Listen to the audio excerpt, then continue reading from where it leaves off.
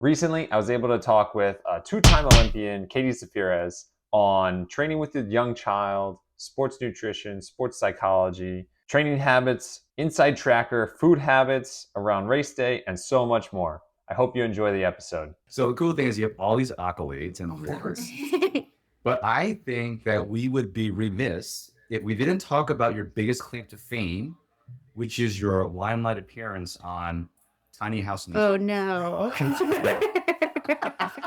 I want to hear all about this before we start. Okay. So when we were, I guess, what was that, 2015, 2016? We were basically just living on the road. So Tommy and I really didn't have a home. I think my license said California, which is where he was born and raised, but we just traveled. And so like every time we would leave and every time we would come back, we'd have to like pack up, unpack, pack up, unpack. And we didn't really want a house to maintain because that's obviously a lot of work and we aren't around to do that. And we didn't want to put that on my family. So I love watching like all the tiny house shows, or I did when I was watching a lot more TV. And so I was like, oh, like maybe like we should get a tiny house. And Tommy's one of those who, if you say something and he likes it, then he goes with it, like To the nth degree. oh yeah. And actually my agent, Bob Babbitt, he had a connection with the Tiny House Nation host, so we were we got on the show and they built us a tiny house that is specific to our lifestyle. So it had bike storage in the back, and it was awesome. We did cheat. We had a shed. It was on Tommy's sister's property, so it was really nice because they were able to like do the minimal taking care of it that they needed to. And we never thought we were like tiny house people for life. Although when we lived in it, we loved it, and we were like, no, maybe you could have a kid in it. But ultimately, we became bigger house people once we moved to Cary and found a home. That's awesome. Wow. But Amazing. yeah, it's still there. There's a guy named Dave who lives in it. So yeah, so it's still in existence. That's crazy. So talk about your origin story here, because I know that you were into steeplechasing at one point, and my thought was, well, how do you go from steeplechasing to triathlon? Because I know there's a pot of water you gotta sometimes jump through, but that's about all the water that you get. So talk about that journey for you. So I actually started when I was growing up. I was more like a swimmer, soccer player, lacrosse player. I would have considered those my main sports for a lot of my childhood. And when I decided I was done with lacrosse, I was like, oh, I'm going to run to stay in shape for soccer in the fall. And that was my sophomore year in high school. So I was still swimming as my main sport and then running to stay in shape for soccer and going to try out for the soccer team.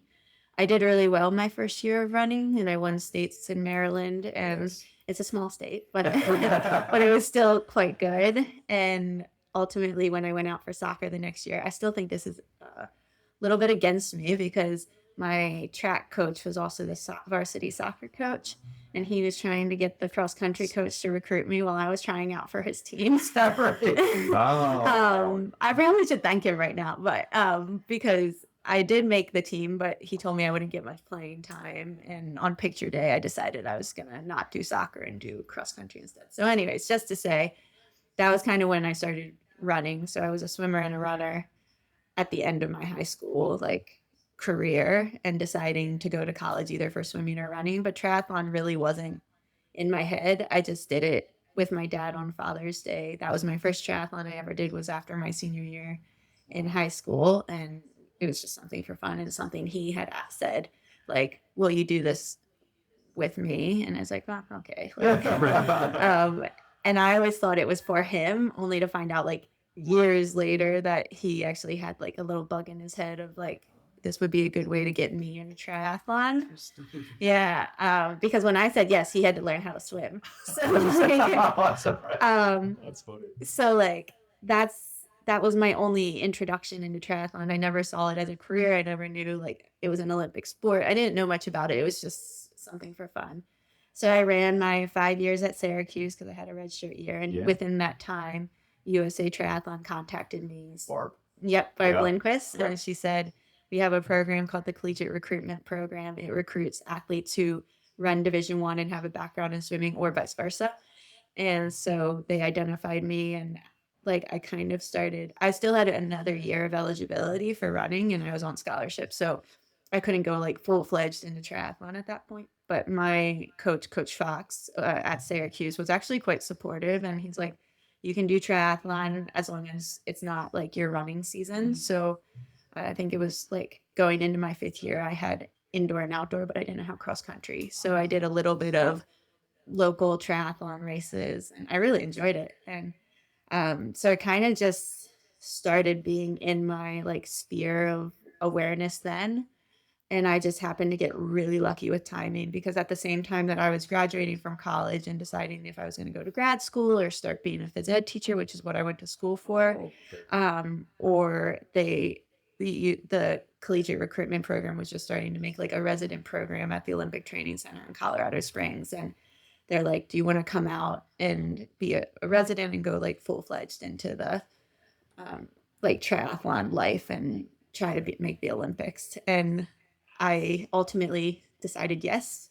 My dad drove me out from Maryland to Colorado Springs. It's like 24 hours of driving, and an hour away from Colorado Springs. I was like, I don't want to do it anymore. I was just like so scared. I mean, it's really intuitive. Like to me, the Olympics like is intimidating. Like I didn't grow up wanting to be an Olympian, because I was always like, and it wasn't because I didn't want to be one. It was just, I was like, do you know how many people make the Olympics? Like to me, it's just like kind of crazy to think.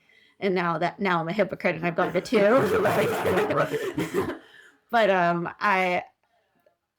my dad said, he's like, okay, if you're unhappy, like give it some time, and if you're unhappy, just call me and I'll fly back out and we'll drive back together. Like it was a really low risk way, and I never ended up calling him to come pick me up.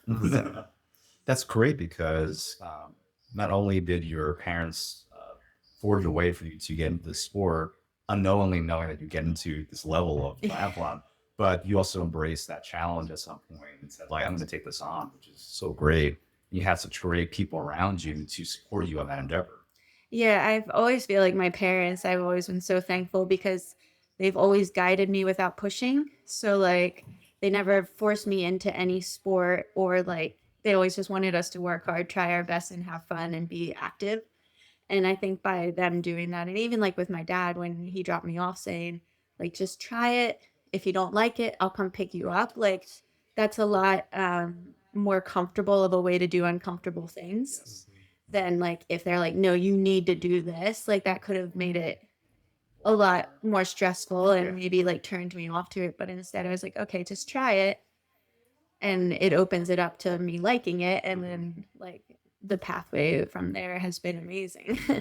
Katie, do you think that, because as we talked about this in an episode with Corinne, who just became pro, and it seems like the parallel here is that both of you had support behind you saying, listen, just try it. Yeah. And sort of that positive encouragement, versus the other tiger parent who's like, well, you have to do this because mom and dad says so, and coach says so, that kind of thing. Do you think that actually was what enabled you to get to this point as well? For sure. And even like within triathlon, there is a time where I was like between coaches and really uncertain and unhappy in my career. And my dad was like, Katie, you don't have to do this. You can like do something else. I was like, Dad, I don't like my job like less than 10% of the time. And I feel like that's pretty good. But it was there. My parents are always, both my mom and my dad, like I'm speaking a lot about my dad, but my mom's the same way. Like at races during college, like they're the ones that are there cheering no matter like whether I'm like about to get lapped or last. Like they don't care how I do. Like they just want me to be happy and they want me to try the best I can. Like my mom and dad would always just send me text messages before my races in triathlon, because they're a lot all across the world, so they're not always there. And just being like race hard, have fun, tie your shoes tight. Like those are like, I mean, the tie your shoes tight was more applicable to running at Syracuse, but because you actually want your triathlon shoes a little loose. But now that you've been in the sport for so long, and now you're in this phase of being a working mom as an athlete, has there been a major change in how you've been training since the Olympics as a result? There's definitely a lot of changes with having Kimball. I suppose if you look at like the swim, bike, run aspect of it, it hasn't changed that much. My average training hours was 20 to 25 hours before Kimball, and now it's like 18 to 20, I would say. So it's significant difference, but it's mostly on the bike, I would say, where I'm just not doing like the longer rides. So instead of like doing about like 3 hours on Wednesday, I do 2.5. Instead of doing like 4 hours on Sunday, I still do 2.5. So like that's a significant time. And I think there's like 1 day less of riding that I do. Because swimming, I'm swimming the same amount. Like running is about the same too, except instead of doubles, I'll do like one longer run. Yeah. So if you look at that, and I do strength twice a week. So that's pretty standard for me. There's no downtime, and we were talking before we started recording, but like I used to take a lot more naps. Yes. I don't take naps anymore. Kimball takes naps, but it's hard because people say like nap when the baby naps, but there's other stuff to do. And with Tommy working and like childcare, we don't do a lot of, we have like 4 hours a day, which when we're training and when he's working, we use it for the critical things when either we're both out or both want to, like I want to be training or he needs to be working. So when Kimball's napping, like today, for instance, I put him down and Tommy was working. So as soon as I got him to sleep, I went out on a bike ride. And then I got back and he was still asleep. I was like, okay, good. And then I went out and did like the sauna I have a race in Mexico. So I'm doing a little bit of heat training. Nice. And then I looked on the monitor, like when I was leaving, he was still asleep. And when I got back, like he was up and Tommy had him. So for like 5 minutes. So then we traded off. Like, so no nap time. So that's been a big difference. And leading into probably more so than here or like training is leading into races is really different for me because I'm someone who would really like do my own thing and be very self-focused during the week leading into the race. And now we bring support for like when I go to races, it's me, Tommy, and either my mom, a friend, or a babysitter comes with us. But it's still different because I'm not just gonna like ignore Kimball for a week. So like basically the Monday through Thursday, I'm doing typically everything I would do with Kimball here. And then kind of like the Friday, the day before the race, I asked like my mom, like, okay, can you be on like prime Kimball duty? And then obviously on race day, like the morning, it's more focused on like me getting into the race. But even like when we were in Italy, our Airbnb, I just raced in Cagliari, Italy. And normally I would just ride to the race, but because my mom and Kimball were there and my mom wanted to come to the race, like, which is reasonable request, I ended up like driving them and I was all nervous because I was like, oh, this isn't what I would do. Like pack Kimball into the car, like, and like worry about if we have everything. But you know what? It's like, I think what I'm realizing is like triathlon, it's my job and I'm very serious about it, but it also doesn't have to be so like dialed into me, like me driving and like having them like be me being like a little bit support for them, but mostly they're self-sufficient. Once we get there, I'm just like, all right, you guys good? I'm leaving. I'm gonna go check in. Like, and we're figuring it out and making it work. And it's a lot more challenging, but it's also a lot more rewarding and fulfilling. And it's just really cool. Phase of I mean, for me as a parent, my older one actually will be going to college in 2 months. Oh, So I'm at that tail end. My little one is going to graduate from high school in another year. So we're about to be empty nesters. So we're on the other side of the spectrum. yeah. But my life as a parent, as a working parent, it's bar none as far as having that other aspect of my life. Yeah. It's amazing for you. Yeah, like I never thought I was going to come back to racing after we started a family. Because of professional sport being really like in my opinion, like pretty self-centered and like a thing. I wasn't sure I could be the mom I wanted to be and be the athlete I wanted to be. And there's certainly things that like in both realms, like don't always work perfectly. There's not always a perfect balance, but I think some of the best things about the races I've done so far with Kimball and with racing is I'm like, wow, I like can do this how I want to do it. And as soon as I'm done the race and like with him and with my mom or my friends or whoever is with us, like you're just back to being mom and being a family and just filled like it's a lot, it just fills my heart. Like I guess that's like the way to describe it is like you're done, the race is over, whatever happened, we'll reflect, we'll get better, but right now the focus is back to being normal. Maybe that's why she runs so fast. It's been actually getting more. Yeah. That is a little The faster we motivation. run, the faster you get Faster with the back. fadeaway. Just to piggyback off that, maybe like tell us about some things that when you are in a race, what motivates you to go faster or race that person next to you, or if self-doubt comes into play, like how do you handle that? So I would say that self-doubt, I feel like I have a different word for. Like it's more just like nerves, and I think that's when you, like I like question things, but I always feel like that's fine as long as the underlying like the main feeling is confidence. So it's like no problem to have a little bit of doubt or a little bit of nerves as long as the confidence overrides that. And I can always like go back to like my preparation or just like knowing it's normal. I think that really helped me. I used to think like, oh gosh, I'm like super nervous, but now I'm like, oh, nerves mean I'm ready, nerves mean I care, nerves mean like, and even with I do visualization and I talk to a sports psychologist, and when we go through things like when I'm visualizing the race, I don't just visualize like swimming, biking, and running the race, but I'm visualizing the lead into things. I'm visualizing like the emotions I'm gonna have. Like when I see other athletes, if I feel like, oh man, they're looking really fit, or like they seem really like prepared, I just like kind of say like, okay, like I see that emotion, I see that feeling, but like that's not gonna benefit me, so go back to my process. And my coach does a really good job sometimes going into the races. You know, the anxieties are pretty high or like the feelings are really strong, and if they start overwhelming me, my coach is always like, go back to your process, which for me is like writing out my goals, right? Like visualizing my race and just kind of realizing all those things that I've done that make me feel that confidence that kind of overrides any other So like insecurities. trusting the process, knowing that you put in all this hard work and you're just doing it on that day. That's all it is. And also like knowing, because I'm like 10 years in my career now, I think it's been the 10th year.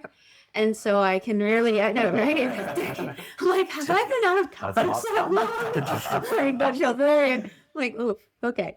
But all those years, like, have really, I can look back at races and any race that I go to, even if I haven't done it, I'm like, well, like, I fall back on those experiences that I've done in other races. And like, well, I've done basically any type of course possible by now in my career. Or I've had races where I haven't had a very good lead up and then have had a good race. Or I've had races where I've raced in the rain. And like, just being able to look at all the different aspects of all the races that I've done in my career and all the training that I've done, it makes me feel prepared for anything now that I go into races being like, well, I've done this before. Yeah. I can feel confident even if it's not exactly the same. Yeah.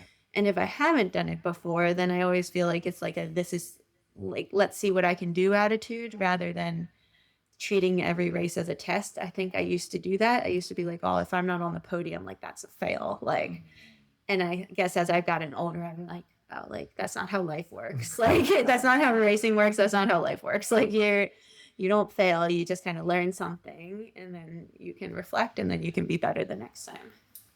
I love this journey of resilience that you inspire over time. It's such a, it's humbling for me to talk to Olympian, first of all, but also the fact that, you know, you're going through a lot of the same things that I've gone through as a business owner, as an entrepreneur too. Yeah. And John and I, as both clinicians over time, like you have your wins, you have your losses. But it's cool seeing that from your perspective, that at the end of the day, you had a little confidence, and that supersedes the nerves, and nerves are normal. So that's a really cool perspective that you have. Yeah. Yeah. I feel like, and like it goes to me for everything. I mean, I think rarely on race day do people feel amazing, or at least I don't. I don't know. And I'm always like visualizing like this warm up feels terrible, but it always feels terrible. Like you don't feel great going in the race, but you never feel great going into the race. So it's like kind of nice to just like know that Yeah. and then be like, you don't have to feel good to do well. And I think that's one of like my main mantras in Yeah. sport. Yeah, I definitely feel that on the bike. I always had to get through like the first Yeah. 30 minutes knowing that my quads are getting tight. And it's like, once I get this past this Yeah. 30 minutes, I'm warmed up and I'm good to go. Yeah. So I can definitely relate with that. And I'm sure a lot of people can as well. Yeah. A couple other people have asked if you could talk a little bit about your training, maybe while you were pregnant or afterwards, and maybe how you ramped that up coming back from pregnancy. Yeah.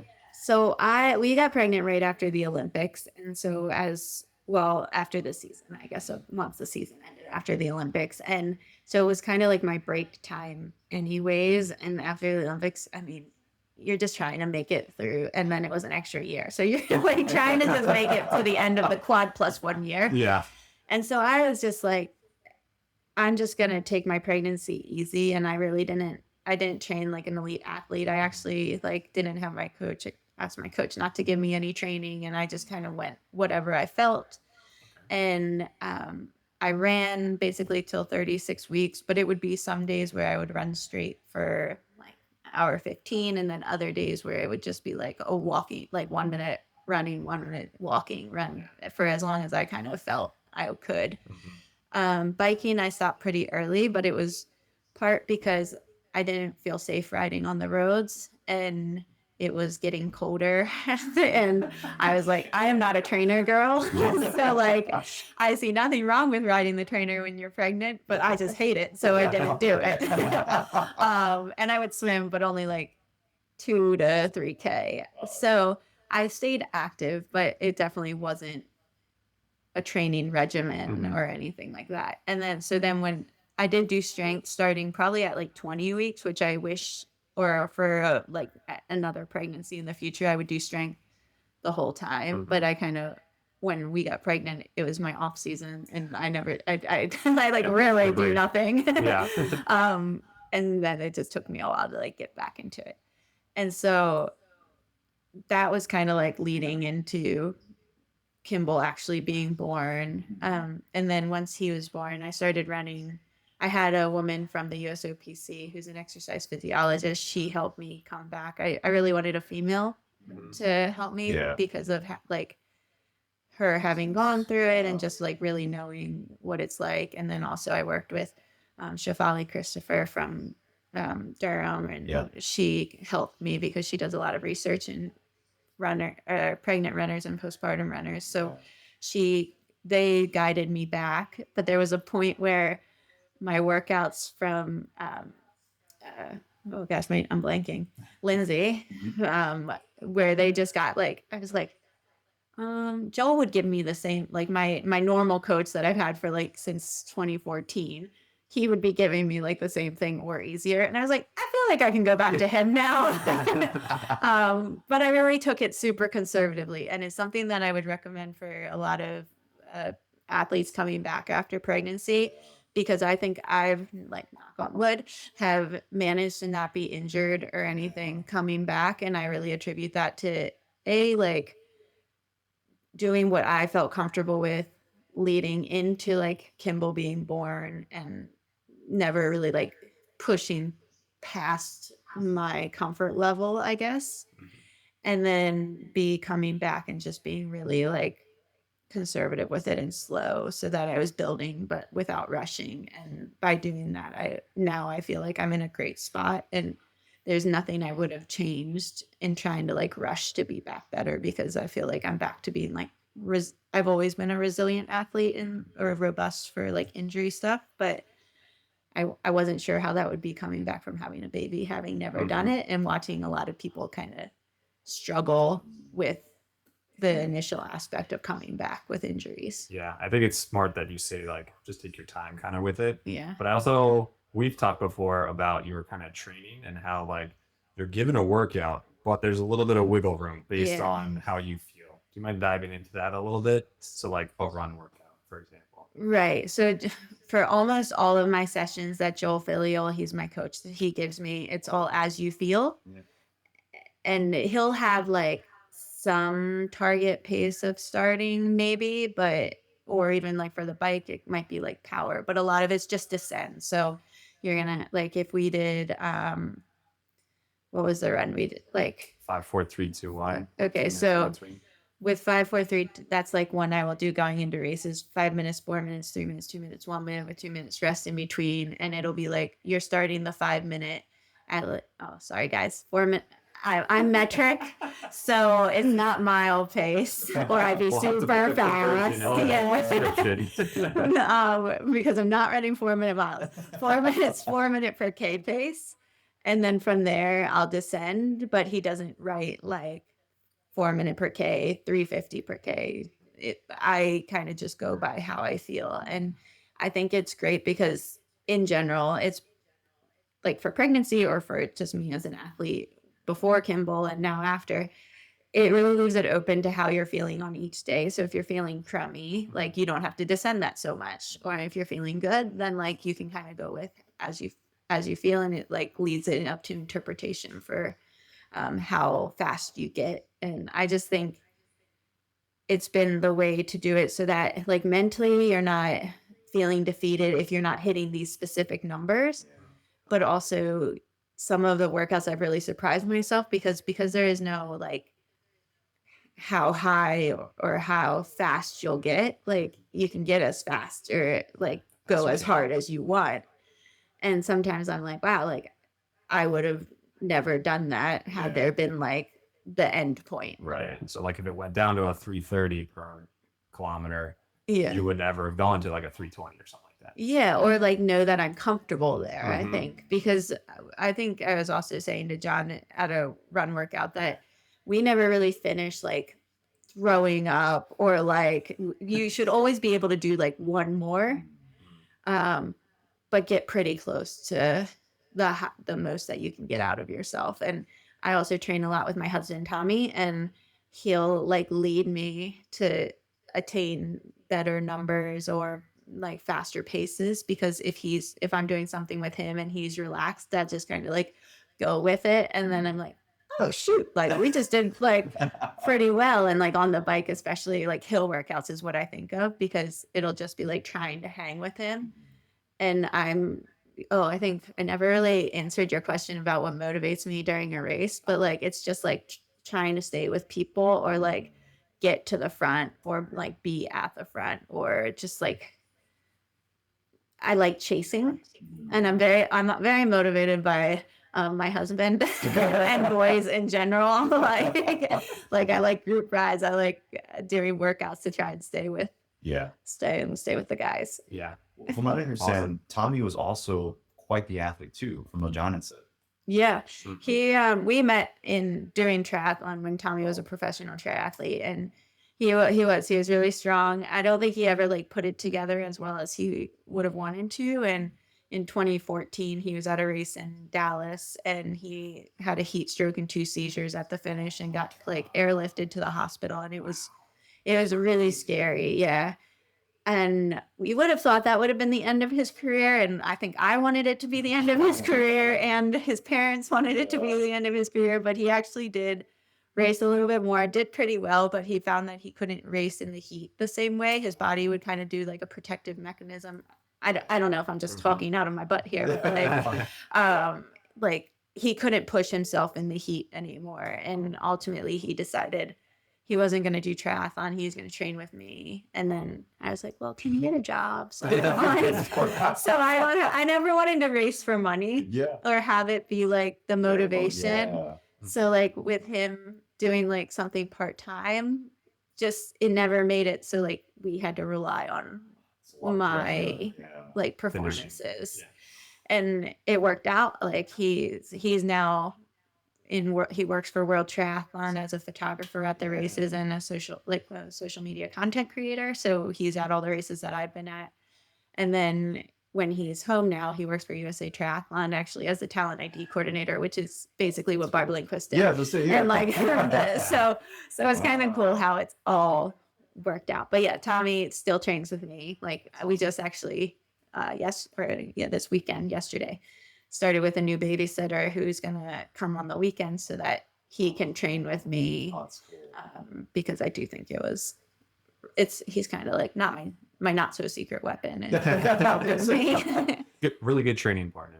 Oh, Sounds like. yeah. He's really strong. He's strong, and he like paces really well. So he'll just kind of like pull me along without me needing to think too much about it. It took us a while to get to this point. When we first started training together, it was not as smooth, or yeah, I always wanted to get to the point where we'd get into fights, and then he would just like ride away from me, and I hated it. It annoyed me so much that he could just like ride away from me, because like that's what I wanted to do. But I like have to just keep going slower and slower, so that he's not with me anymore.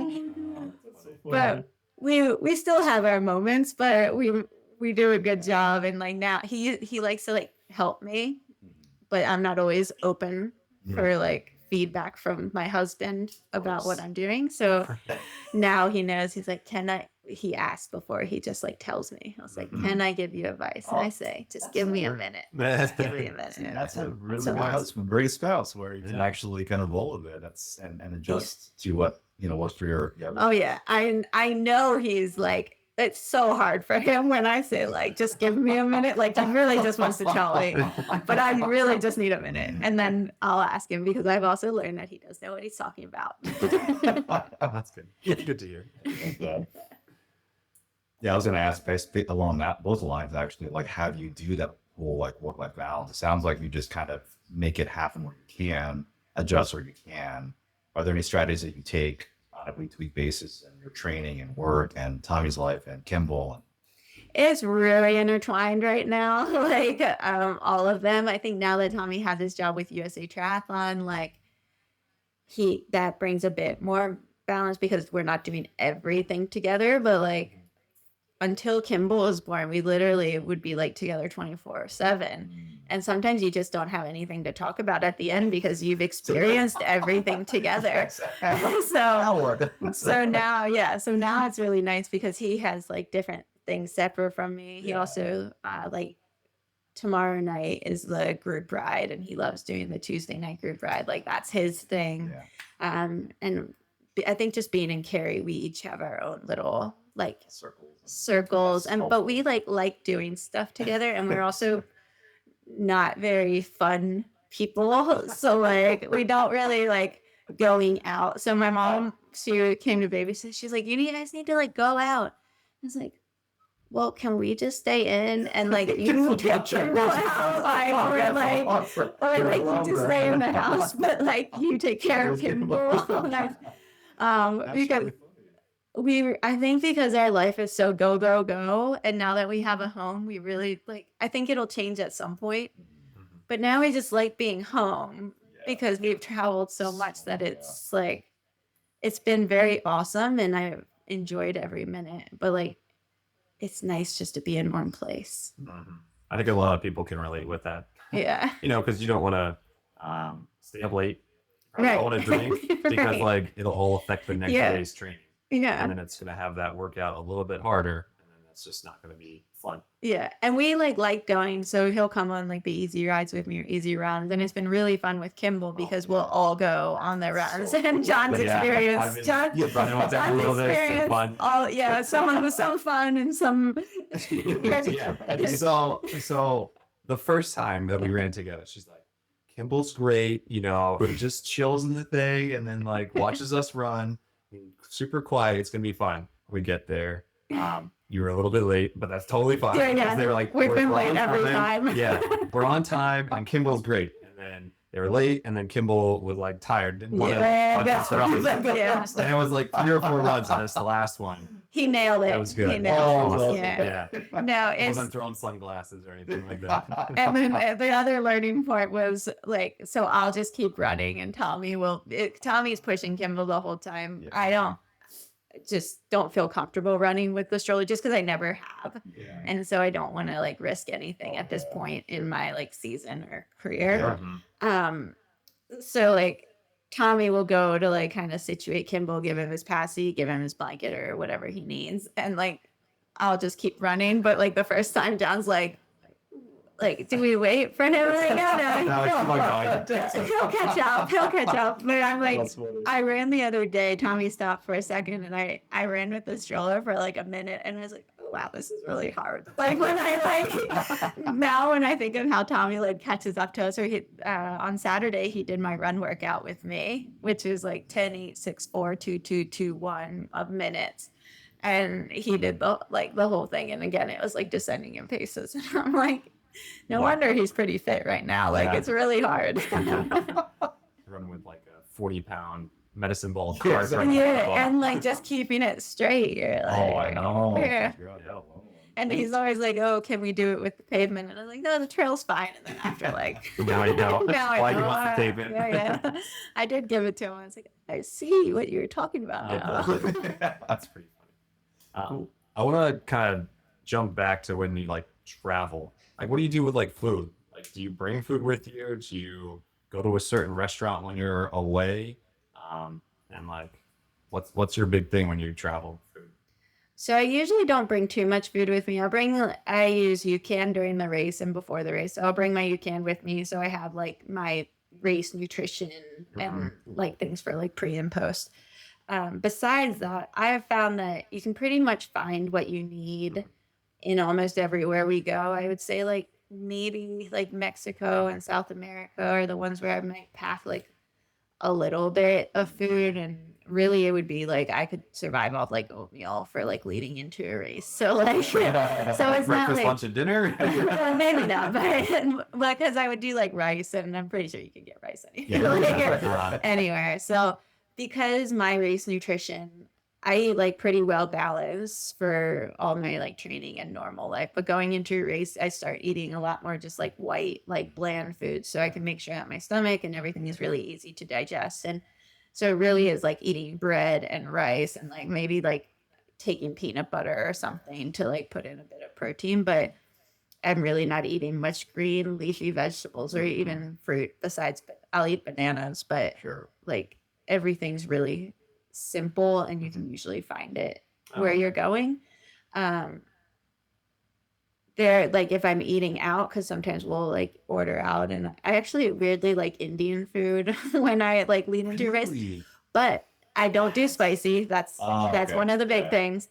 And if I do that, it'll be like 3 or 4 days out from the race. I'll try one restaurant, and then if it's good, I'll just eat there, like Yeah. for like the same thing, and Oh, it yeah. doesn't bother me, and I like enjoy it and trust Yeah. it by the time I get to race day. So That's pretty neat. yeah, and then like after the race, I like to try whatever area we're in, like just go and have something local or maybe something different than I would have before the race. Yeah. So when you were in Italy, what did you get?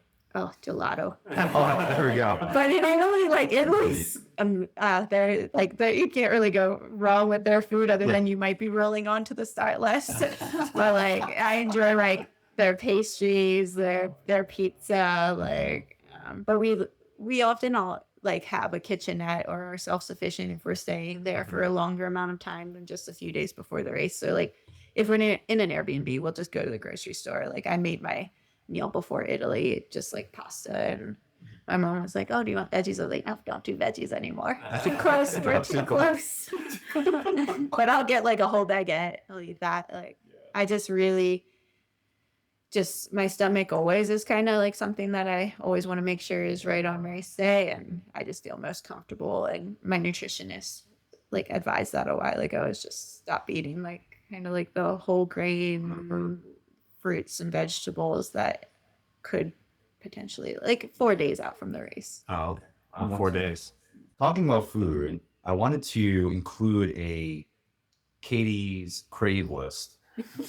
So I would like to know like your 1 or 2 like comfort foods for like when you're not feeling great, when you're feeling sour, when you're after your race. I have to have this thing. What are those must-haves for you, Katie? Okay, well, the first one I think of is things I can't buy because I have no self-control if they're in my house. Oh, Like I wow. don't necessarily see it as a bad thing Yeah. for people who can like eat in moderation. Yeah. But like cereal, Mm. I can go through like a box my of cereal in like 2 days if it's in the house. So I typically won't buy it. And it's not even like it's life and oatmeal squares. That's Oh, my so you're like, perfect oh my combination. God. Sound like Trader Joe's puffins. But no, but I still don't think that a box of, well, two, because I mix them in like 2 days is like reasonable. So that's one of those, that's probably like the comfort one. Yeah. And then like after a race, I really like a burger or a really good pizza, although now I'm becoming a lot more picky with the pizza, where I'm like a good like fluffy crust pizza. So you don't like the New York style, or do you like the Chicago style, or somewhere in between? I like Italian, whatever was in Italy. I don't Yeah, really know. That's a lot of pizza. I want pizza from Italy specifically. Where did we go? imagine. Pizza Amalfi and gin was the one that was, like I have in my head right now. So all pizza's ruined because it's not in Italy anymore. Well, if they bring that to here, in Italy, and then ice cream. I like my dad always said. My dad, he passed away a couple years ago now, but it would always be like race hard, do like have fun, and then go get ice cream.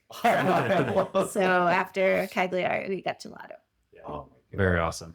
that's awesome. That's so cool. Mhm. Was there any at any point when you were getting up, into your professional career, and obviously you were experimenting with different kinds of food and stuff like that? Were there any things that you cannot eat for sure anymore because of what they did to you during our race? No, I feel like it's probably more training that has like my no like my no list. And it's funny because it's a lot like apples or grapes like would make my stomach upset, or like dairy products like too close to it. But it's, I still eat all of those things, but it just won't be in proximity to a training session, and definitely not a hard training session.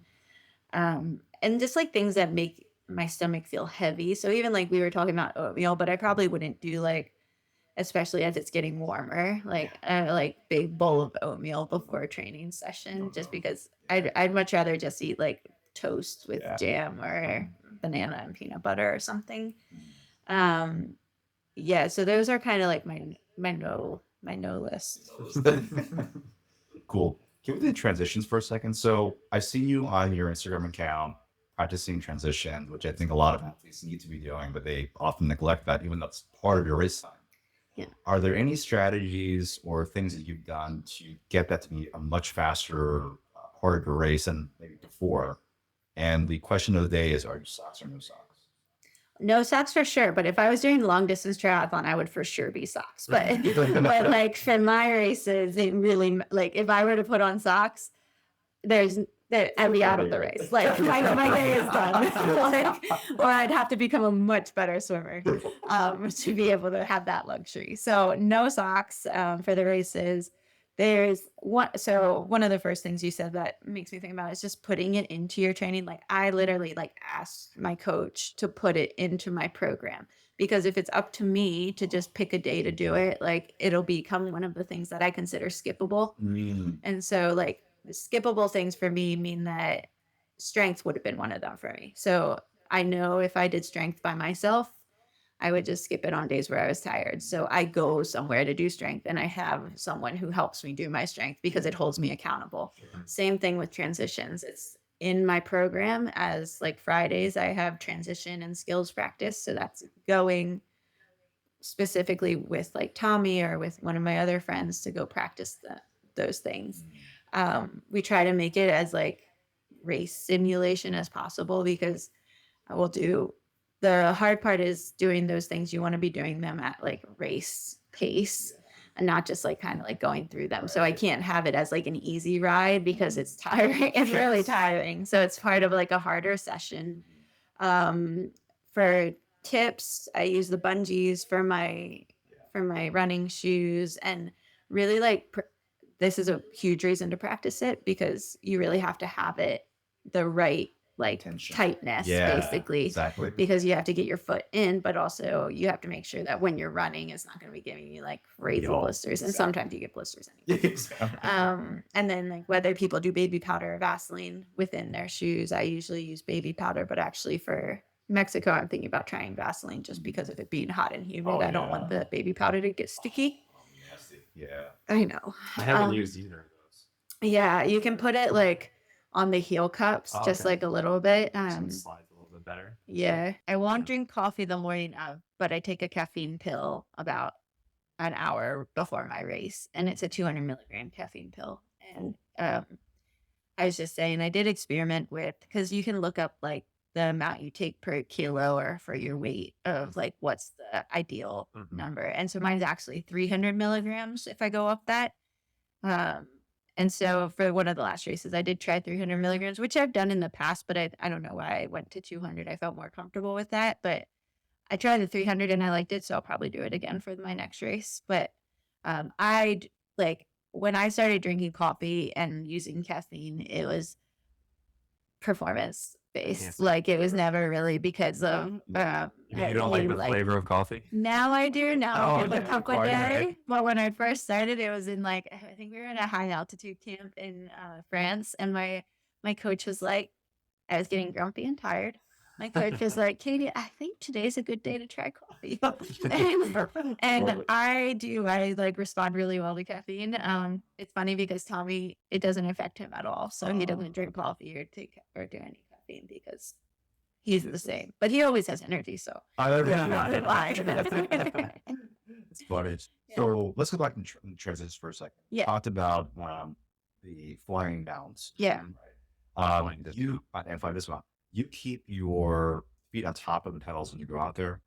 I do feet straight in the shoes. Okay. Yeah, I actually have my triathlon shoes, my cycling shoes are actually a pretty old model that you can't even get unless it's on eBay. Because they stopped making them, but I really like them, so I've stuck with them. Velcro or the wind up? They're Velcro, and it's because you can open them pretty far so that you can stick your feet. And I do feel like it's like really advantageous to be able to do that. So yeah, I definitely have to wind it Like, up. wind So it up. open it, put my feet on there, ride a Yeah. little bit, and then pull my feet. yeah, I think that's similar to what Tommy has. And yeah, I only use my shoes for racing. Like when I'm training, I usually train in cycling shoes for the bike unless I'm doing transition for this. Cool. So Katie, going back to the Olympics, couple of things. The first thing is, what was your like best non-race memory of Tokyo? Best non-race memory. I think for me it was, so when I went to Rio, I like when a race was the second to last day, I was so focused on the race that by the time the race came, like I was just really like wanting to do well in the race. The race came, I finished, I was disappointed, and I realized I like missed the whole Olympics. And I didn't really take in like the atmosphere, the fact I was there. And like we went to the athlete village, but after the race, but because we were so late into the games, like there was nobody there. So we went to the closing ceremonies, which was amazing, especially because it's like the handoff to Tokyo. So it was a really cool performance and everything, and just being on the ground with all the athletes. But I promise I'm getting to your question. So for Tokyo, I think I didn't have like one clear thing outside of the race that I really enjoyed. It was mainly just, I knew if I was able or given the opportunity to be at another Olympics, I wanted to change how I experienced the Olympics so that no matter what type of performance I had, I would be able to leave and like happy and fulfilled by like the games and how everybody else sees it. Like that's how I wanted to experience it. And so that the whole thing of just being there, we actually stayed in the village this year because, or in 2021, because our venue, like you could actually see it across the water, like it was that close. And I think just being surrounded by all the athletes, like you do pin trades. So all the countries and sports have their own pins, and you have like you can put them on your lanyard. And so that was really cool. And then because I did well, I was like, got to be on Good Morning America or the Today Show. And that was a pretty cool experience, except it was the same time that Simone Biles was like not doing her events. So like I was supposed to go on, and they're like, hold on, breaking news. There was like kind of, I mean, that was just like a whole different like realm of stuff. Like so, like I'm very understanding that Simone Biles was like above me, but they're like, you can if you want to. I was like, no, I'll wait. So those are like really cool things, and It is a race memory, but the mixed relay, it was the first time it's ever been in the Olympics. And I was a part of that as well. And so to be a part of the inaugural mixed relay for triathlon, and so I'm not talking about the performance, but just the fact that it was an event that I got to be part of for the first time in history is pretty amazing. Awesome. What is your strongest discipline of the three? It really depends on the day.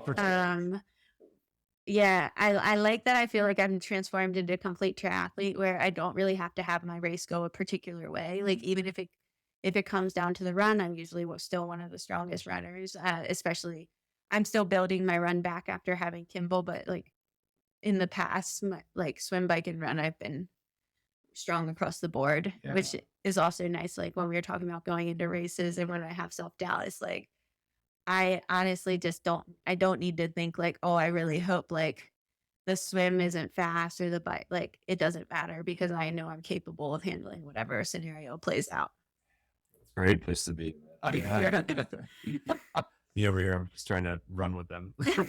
I'm just trying to like swim. The swim one I feel like was probably like the one when like a lot of people have heard that. And even for like that was the part that I struggled with coming back from like pregnancy more. It's because of the speed at which we have to get out in the initial like first like 300 meters of, I mean, our race is, if it's a sprint, it's only 750 meters, or Olympic is 1500 meters. But like the first like 300 meters of either of those distances is so crucial. And it's just when you have 65 women, like I always say, like anyone can swim 100 meters really fast.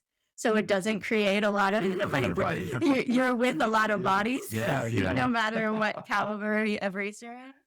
So it's like trying to get past that point and like stay committed to like, this won't pass and like kind of hope. I mean, it's going back to Tokyo is funny because, not funny, but I had two of my worst races probably of my career, like leading into Tokyo. And my swim was like really, really bad for both of them. It was the thing I struggled with the most. So when I got to Tokyo, I was like just trying to remember, my mantra going into Tokyo was like, I know how to do this.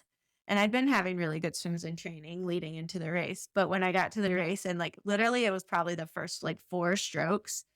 And I just like got on the feet of one of the fastest swimmers in our sport, Jess Lehrman. And I'm like, surely there's like another pack somewhere because it was like so smooth. And I like braid to my right typically, but I like braid to my left and I was like, no, we are like, and I was like third out of the water. But it's like, wow, it really like I feel like I'm either like at the front or the back. Like, I'm never in between. So I'm working on that. Did you know during Tokyo, like or at what point did you feel like this is gonna be like my day, or did you even had a feeling, or just kind of it's my job, just gonna get it done? I feel like I was very present in the moment for all of the Tokyo race, and like I was talking about before, where I get a lot of like confidence from races I'd done before. Like I felt like Tokyo was all lessons learned in racing because it was wet and it was like a really high pressure race. It was like having the swim come together. And then when I got onto the run, like I was doing pretty well from like the beginning, and I ran in second for like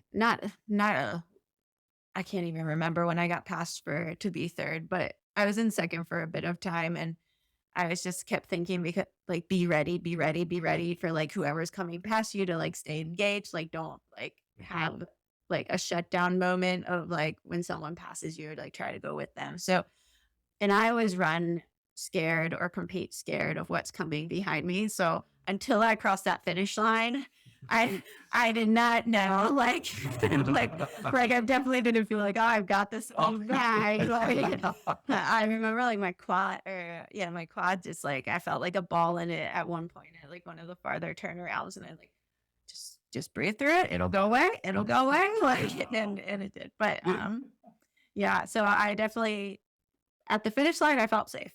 I clinched the third place.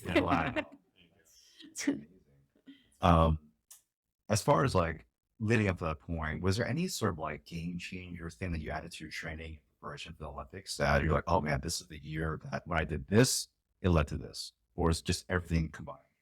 No. So 2019 was one of the best years I ever had. It was when I was world champion and I was like really like winning a lot of races that year. And 2020 hit with COVID. And so like during that time, I kind of shut down my training, didn't really focus on performances just because I was like, I have to last like another year. And for me, energy management is a big thing. So like if I would have trained through 2020, I didn't know how I would be for 2021. But then in 2021, my dad passed away in April of like a couple months before the Olympics. So that was like the hardest thing I've ever gone through in my life. It was really unexpected. My dad has been he's my dad. I don't really know how to put into words how much he means to me or because it's just really hard. So like right after, and that was like April 8th. And then I had a race Mother's Day weekend in May. And that was like the first race I did poorly at. Then I had another race in June, the second race I did poorly at. And then the Olympics is in like the end of July. And so I hadn't been selected because in the test event for Tokyo, I'd crashed and ended up in the hospital in 2019. And then the next qualifier was the first race after my dad passed away. Didn't do well there. So when you ask about anything special running into the Olympics, like, no, definitely not. It was like literally just trying to hold my world together. Like when I went to Japan, so like the first race after my dad passed away, that was also in Japan in Yokohama. When I went to that race, like I knew I wasn't ready to perform, but I also knew I had to do my first race like without having my dad. And it was horrible. Like I just fell apart like the night before the race. And like also because of COVID protocols, you couldn't be with anyone. So you were in a hotel room by yourself. And so at one point I like let go of the Olympics and was just like because the USAT had to decide basically between me and my like resume and like my history of winning. But there's another USA triathlon athlete, Taylor Spivey, who she's just been consistent like all the time, but she's never won and she wasn't like consistently on the podium as much as me. And so they're like basically deciding between me and her. And I just kind of had to let go of like whatever they decide. And like I remember talking to USAT like before they'd made their selection and I was having really good training. And I was like, I felt like myself and I got off the conversation and I was like super confident on the call.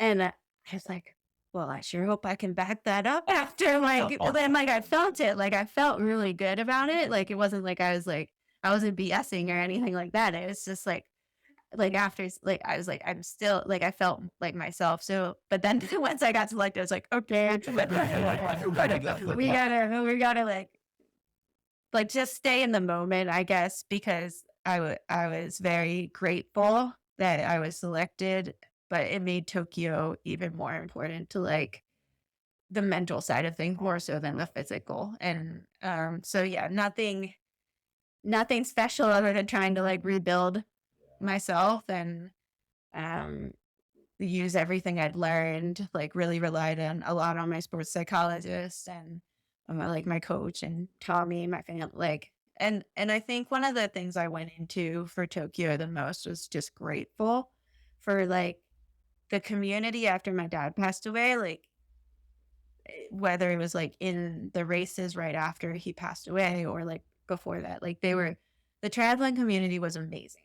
And like I was like so thankful for it. And then during the race in Tokyo, like mid race, there was a rainbow right by Rainbow Bridge, and I took that as like a sign that my dad was like there and like watching.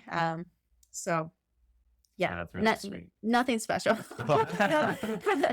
If anything, it was not the like least ideal preparation probably ever. Well, just talks about like how much you can work through adversity and still come out very, very successful. And it's sometimes like I thought like, oh, I don't even like right after my dad passed away, you're like, you realize what's important. And like, I'm like, I don't even want to do triathlon anymore, but like dad was so much a part of my journey with triathlon, and we like 2019 was such a special year. Like he was there in Lausanne with my mom when I won like the grand final. Like we had there was a race in Bermuda that like there is a really special year, and then COVID hit, and we had to decide where we were gonna be because we were at a camp in Florida, but like everything went on hold, and we're like, at that point we didn't have a home.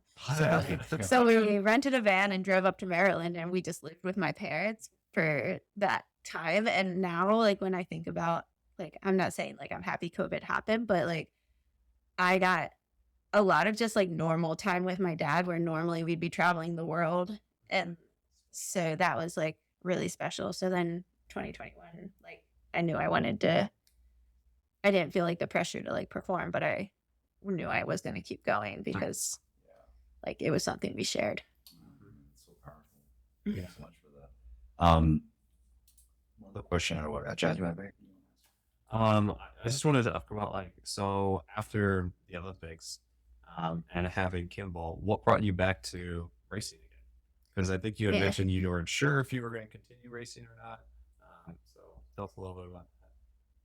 There are a couple things. One of them being I never felt like I was done. Like I never reached the point in my triathlon career where I was like, I'm tired of this. Like I don't like it. Like the only reason I wasn't going to keep going was because of starting a family and feeling like I wasn't sure how I could be as a mom and an athlete. And then I realized like, well, I can always like, I shouldn't not do it before I try to do it. And Give up before you start. yeah. And like my whole feeling is, I think what I've learned also in life is that you can always change. If something's not working, like you can stop, but like, but you have to at least give it a chance. And so that's, as I started triathlon, that was the idea. I was like, I'll just see. And if it's not working, we'll pivot. Like no big deal. Like it's fine. And it ended up that like it hasn't really, like I was saying, there's a lot of challenges to it, but it's been really cool to see that I can do it. And I'm not sure like what, like how far that'll take me. Like when people ask, like, yes, Paris is the goal, but I can't focus on Paris. I have to just focus on like one race at a time and seeing what I can do. But I've been really excited. Like the last race I did was my was the WTCS series race, so like the World Triathlon Championship Series. So it's the highest level of racing, and I finished 12th. And that was like a very good finish, considering like Kimball's still like 10 months old. And what made it even more exciting was I was like, that I was really proud of that, and I raced it in a way that I took a lot more ownership of it in the race, but I can do better. And like, I know I can, like, in like a lot of different ways. And I was like, cool. Like if we can move up like a few more spots, that's pretty awesome. So I think that was a big part of it. Also Tommy, because he works for World Triathlon, like he was going to be at all the races. And so I'm like, well, if he's going to be at the races, we might as well be like we should be at the races. And I just like the, like I was saying, I just like the community, and I like the people who I train with are my friends, and the people who I compete against are my friends. The race officials, the people who work for World Triathlon, like the people who work for USA Triathlon, although USA Triathlon's in the US, so we could see them more often. But like, I like everybody, and I think it's fun for me, and it's also been really cool because now everybody's met Kimball at races, and it makes it even more fun, like just having him be a part of that, and having him like, I mean, he probably won't remember, but like he gets to be a part of a big impactful like portion of my life. So that's, I think all those things are kind of why I decided to. And there's a lot of big differences because we traveled a lot beforehand, and we would always go to camps and be with my training squad and be with my coach. And one of the biggest things that we had to change was we wanted to be based at home more, although we're still traveling a ton. But like we have to have a training like group here. But instead of being triathlon, it's really like I swim with like swimmers, I cycle with the cycling community, I run with triathlete. but we're really finding that the community here in Cary is really conducive to what I need to do at my level. So it's been working. Yeah, that's awesome. And now with him walking around, he just needs a little kit, a little singlet. I know. Right. He's Yeah. gonna race with you. He is a busy boy. He's busy. That's awesome. Katie, what do you do for, I know many people have different recovery methods after racing or after training.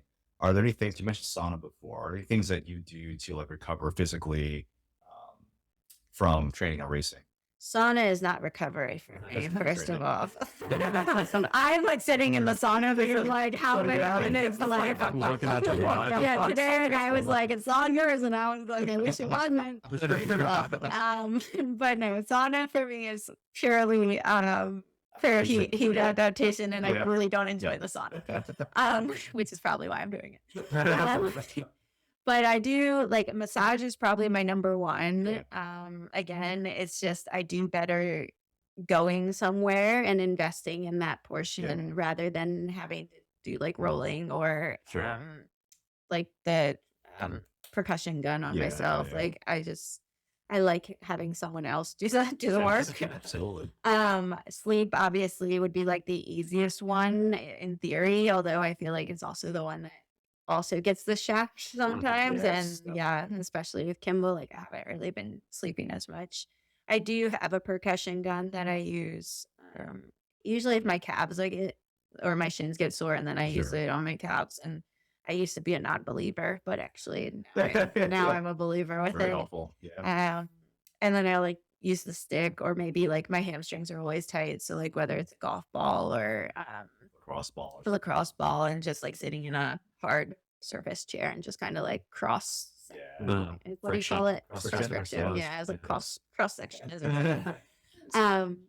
What about like recovery boots or anything like that? I do like recovery boots. I just feel like we haven't been sitting. Like it's another thing where you like just have to sit there. And I think when I'm home, that's been harder for me. I do really like them. I just lately they haven't really been used so much. Yeah. Have you, in your experience, I know you mentioned that you were resilient with injury. Have you ever had to use physical therapy for things? And generally, how has that helped you in your training journey? No, actually. But I like every time I do strength, it's a physical therapist who's running me through everything. Nice. From Santa Cruz, I worked with Jeff Marino, and so after Rio, I like really reflected on things that I thought would make me better. And one of them was like a sports psychologist talking to more regularly, other things. But another part was doing more like strength regularly as well. But I was worried because I feel like when you think strength, it's like get strong, get buff. That's the focus. Like, and I was like, I don't want the strength portion to be the focus of my week. I want it to be supplemental to my training. And I really wanted someone I would trust to like do that. And so somehow I got connected through like friends. I made it to Jeff, and he was amazing. And like it was just like so critical, just because we do a lot of just like body weight exercises. And so the foundation of his program, I basically carried with me, even though I'm not in Santa Cruz, and I see someone else. And I see Lee Welch from the running PTs, and he really helps me to like navigate the strength portion of it. And it's a lot of the same program Jeff was doing, and they're connected. I like the people I work with to be connected so that they have the whole picture, and that I'm doing similar things to what has worked for me rather than writing the book. But he puts his own spin on like, of course, parts of it, which is like what I would hope, because everyone has their own specialties. So anyways, just to say, I don't use much PT. They'll like, sometimes it's nice to go to a PT because you'll be like, oh, this is bothering me, and they'll be able to do like manual work. But that's awesome. In our experience that we've seen, actually, triathletes and runners have been our biggest mainstay as a community and also as clientele. And what we have found is that traditionally, strength has been what's been lacking in a lot of high performers. And it's funny because a lot of times they get surprised by how well they do after they add strength into the training. Again, as a supplement, not as a mainstay. Yeah. And so it's funny that you mentioned that too as an Olympian. Well, like we do a lot of just like I can't think of the word right now, but like the exercises are like what I would like very transferable Yes. to like what I'm doing, swimming, biking, running. Directly related. Yeah. Like, the muscles that you are engaging when you're Right. doing those. Like step ups, like lenses. And again, like I had said before, if I didn't go to someone, I would consider it like one of the skippable things. I honestly just don't enjoy doing it by myself. That's probably I- you would skip it. Yeah, I like having someone to run me through it, and that's why like when I first got connected, it was like based off almost like proximity to start, because I was like I was driving to Shefali and she's like 36 minutes away, and I was like, I really like Shefali, but I was like, Shefali, I'm gonna do strength for like 30 to 45 minutes and I can't like, and I have to do all the other stuff. So I think like along with doing it, you have to make it so it's feasible for you and like be as like the path of least resistance, I always think. And that you find a place that works for you and can help you and is also works for your life. Definitely. Can you talk about how Inside Tracker has been beneficial for you? I know you talked about that on your Yeah. Instagram and stuff too. Yeah. Inside Tracker, I just love because I love the fact that you can see the inside of things. And also, I'm a little bit someone who likes to worry. So it's nice for me just to like be able to have the inside look on all the different levels of like what's going on in my body, to be able to make sure that everything's still going great, and if there is something that I can catch it before it actually becomes a problem. And I just feel like I really enjoy having my blood tested for those reasons, because it just provides you with so much information of like things that you might not be able to put directly together, but it's showing you like, oh, like, I mean, there's a lot that I feel like with like your iron low, or it just shows you what your normal is. Yeah. So I feel like sometimes one of the times I got my blood tested, it was like with having Kimball, and there were like a lot of things that were just like out of whack. Sure. And it's like, okay, like don't freak out. Like there's something that like your whole body's kind of going through something. And just to have the history of like, what are my levels? What's my normal? So that if something's not normal, it's very clear. And it's like not something we have to react to if like maybe those levels are high all the time, like thing, or low, like, you know. So no, I really like it for that reason. And I mean, the whole reason Inside Tracker was founded was this a similar thing. I think his grandmother had cancer or something, and it was to be able to have that inside look so that you could catch things sooner. Yeah. I did want to handle the quote that you said in the article. Like, So these are your words, not mine. okay, still stand by. And I want to end the show on this note. You don't have to lose something you love or you're passionate about because it seems forward. You can find a way, and it doesn't have to look like anyone else. It just has to work for you and your family. That was really cool because it shows a lot of maturity, I think, as an athlete, to know that there is a bigger picture to this whole thing of why you're doing these things. At the same time, you're still going to give it your all, Yeah. no matter what level you're at. Yeah, I think a lot of times I get asked like from coming back about like looking, have I talked to the other moms? Have I talked to like other like athletes? And I have a bit, but I also feel like a big part of that is just like knowing that what they're doing doesn't necessarily mean like I have to do that too, or that like we can have a different way of life and that we can make something work. And I think the other freeing thing, it was a second part to the quote, but like, it's just the fact that, like I was saying before, it's just trying to do what you envision. And if you find out that's not your thing anymore, that's not your passion, that's not your like journey, you can pivot and find something else. Like, you don't have to say like, I didn't have to say I'm going to come back to qualify for the Olympics. If I say, okay, like this isn't for me, that's not a failure. Like that's just a change. Yeah, absolutely. Yeah. I like the way you think about that. Yeah. I like that too. Yeah. Katie, thank you so much for being on our show. I really had a Thank pleasure. you. For having me. Yes. Awesome. Cool. If you have any questions that you want me to ask Katie, just comment below and I'll ask her. If you did like this episode, please like the video and share with your friends. And watch this video on another professional triathlete on the beginning of her journey into the sport.